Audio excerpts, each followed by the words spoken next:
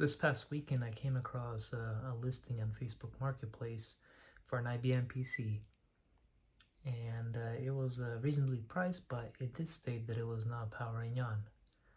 Since the owner of the listing was not very well versed in computers, let alone vintage ones, I decided to take a trip down to Charlotte and check it out for myself. Fortunately, my wife was also going to Charlotte for an event, so I tagged along. When I arrived at the location, the lady that listed the PC met me. She was very kind and let me go inside to inspect it. I tried powering it on, but nothing happened. I opened the case and the inside looked immaculate to me. And seeing the condition of the computer, I thought I could fix it, so I took it home with me. This nice lady also gave me some additional computers and hardware on the way out. And I was always browsing thrift stores and other locations in an effort to find vintage computers and other items like that. But this is when I realized that if anyone is interested in finding antique items such as computers, they may need to ask people individually. They'd be surprised at the amount of awesome items they could score that people simply just want to get rid of.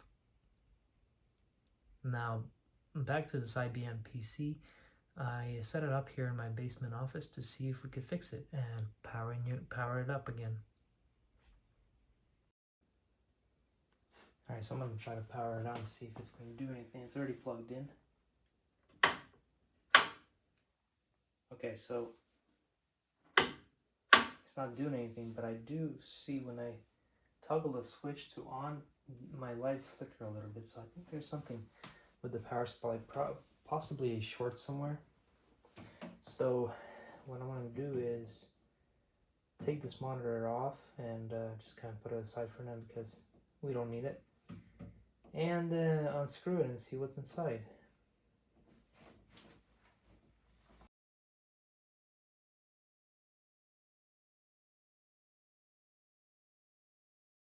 And I will try to clean it up too eventually, because it is kind of looks like it could do some cleaning here, so I'll try to do that. But for the time being, let me just unhook this power cable and see if we can unscrew it and get it, see what it will do.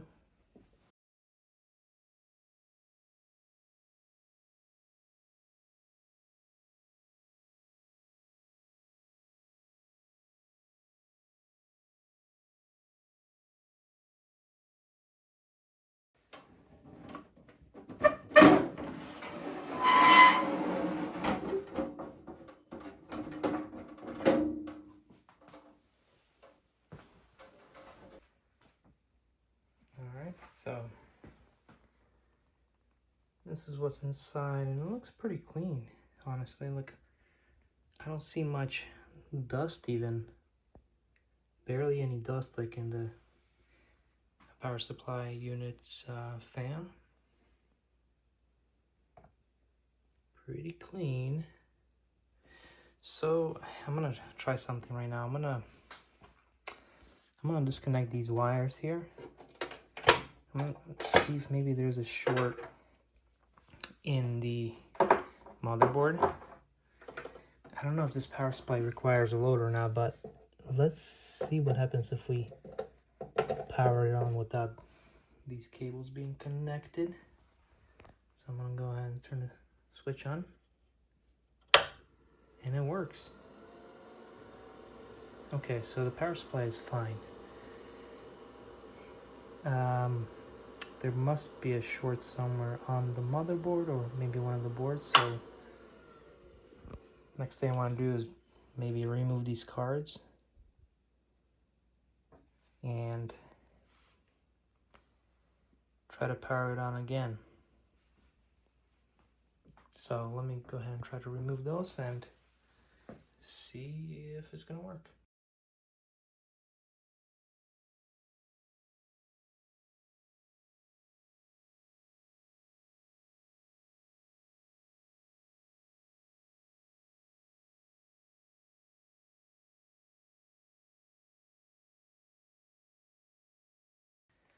Now let's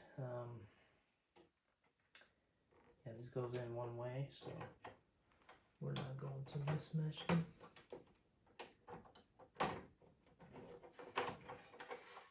P8, P9.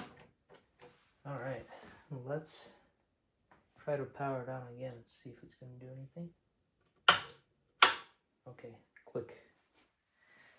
Probably not the cards. I think it might be something with the motherboard, so gotta look at that. Alright, so I got the cards out, and I may need to take out the motherboard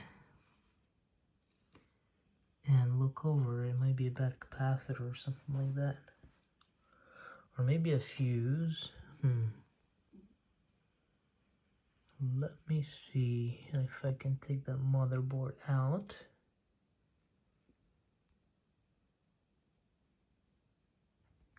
Yeah, let me take the motherboard out and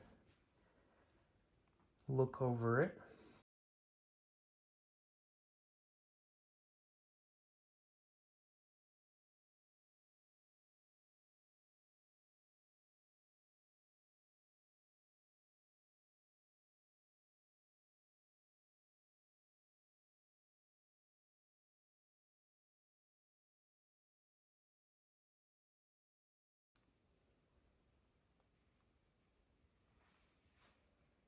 And this is the motherboard.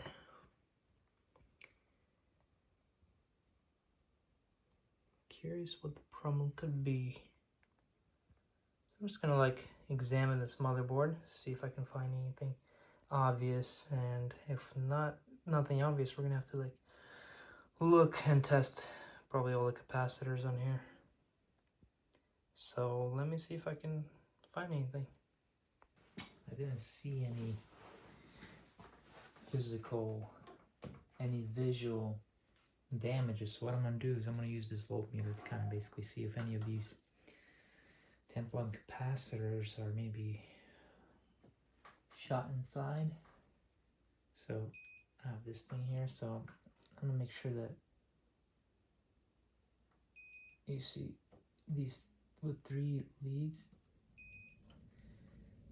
all 3 can't be connected together, or that just means that there's something wrong inside of it. So as long as all 3 are not linked, then that should be okay. See, this one right here is interesting. That one might be a problem. Also this one. I'll need to check on that one.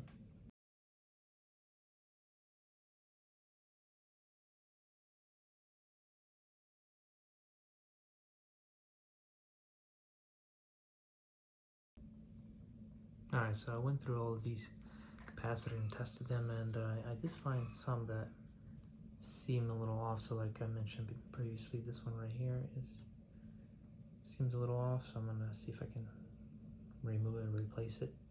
And I marked another one here that also seemed off. It's this one right here in the corner, 10 microfarads, 16 volt. So let me see if I can remove them and replace them, see if that changes anything.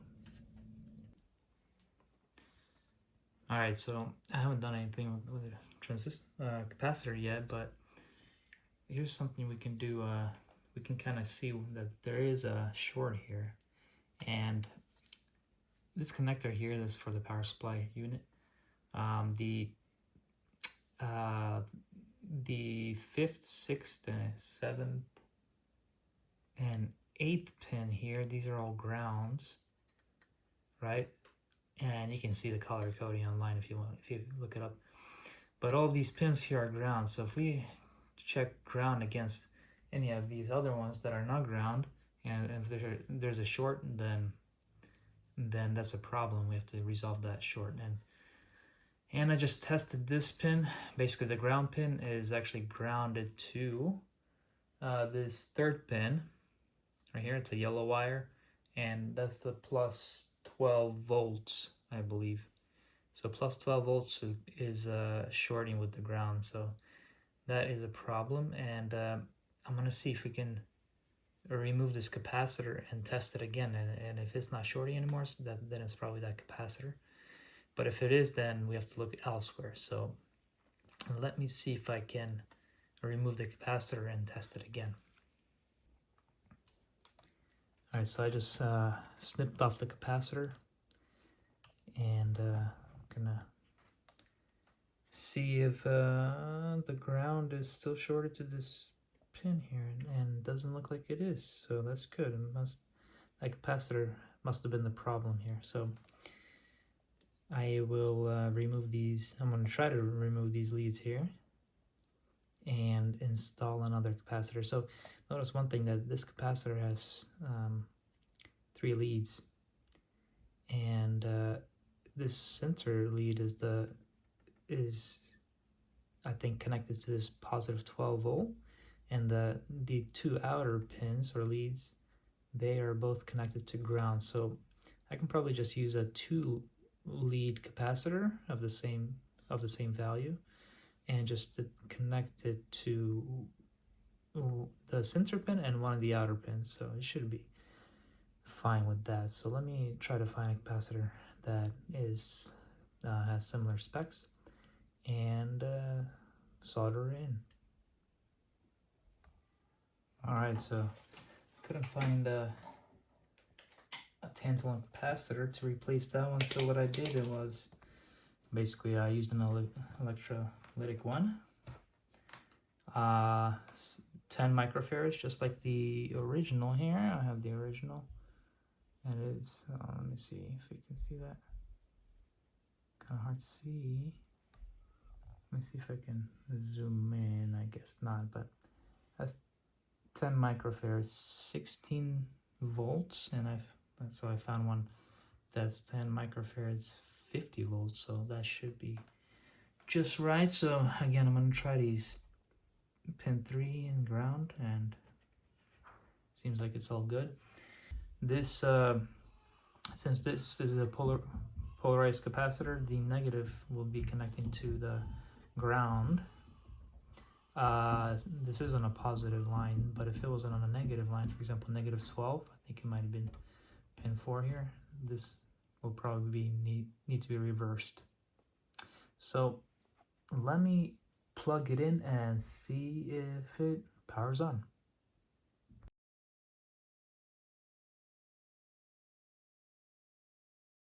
All right, moment of truth, and it works. Let's see if it beeps. No, it actually won't beep. There's no speaker attached to this. I'm just gonna turn it off for now, and I'm gonna put it all back into the case and then put the cards in and see if it still powers on. All right, I put the motherboard in and I put all the cards in, so let's power it on and see what it does. Okay, it's working.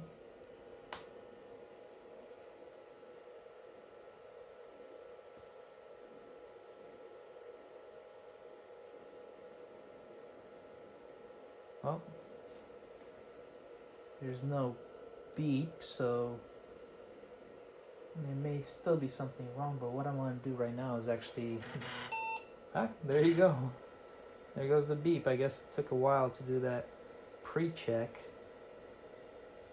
but that is a good sign. So I will put the cover on and then hook it up to the monitor and see what it displays on the monitor. So I'll just power it up for now and do that. Alright, so got the monitor hooked up, keyboard, and I'm going to turn it on right now and see what it shows.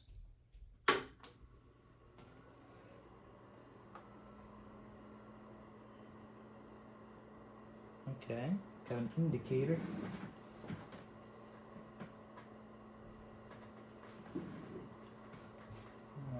Let's see, what does this adjust? Brightness. 301. I don't know what 301 means. Okay, there you go. 62 64K bytes free. Okay, so 64K. So now I think it's working. So let me see if let's see. List, run, load, save. Let's do a list. So if I press 1, then we have to do enter. Nope. F1. Let me see if this keyboard is even working. I think this keyboard is not working. Let's see. Nope. Keyboard may not be operational. Okay. Did I go to the correct place? I think I did.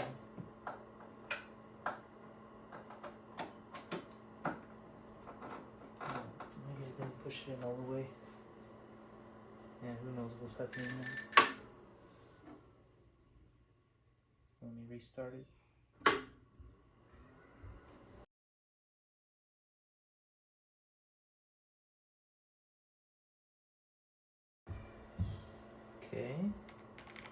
Okay, so it's doing something, but look at that. This keyboard or something is not functioning properly. It's all over the place. Yeah, something's wrong with the keyboard, so I'm not sure what exactly. This computer is making a whole bunch of noise.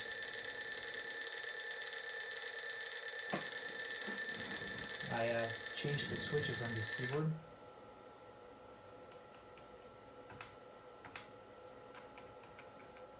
Hey, that works. Let's turn the caps lock off.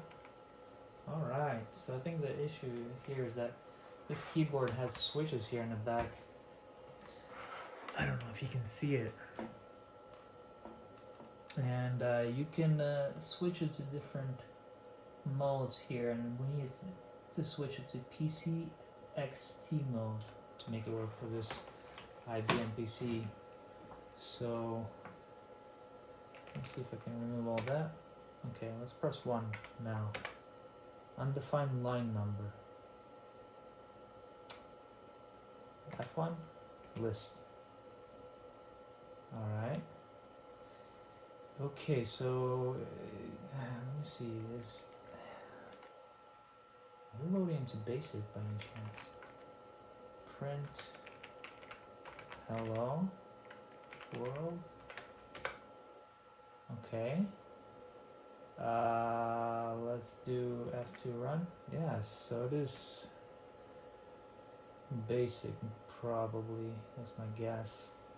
If I do F1 list, right, it lists the program. Okay, so that makes sense now. In that case, by the way, I fixed the monitor display issue. See how it had those lines and the green background? I just have to reduce that contrast or whatever that is, so it only displays the green letters. Now, what does this do? This is the brightness. Let's make it bright. Okay. And it looks like we revived this vintage IBM PC. Now I just gotta clean it up a little bit and add it to my collection of vintage computers. Thank you for watching this video, and don't forget to like and subscribe for more content like this.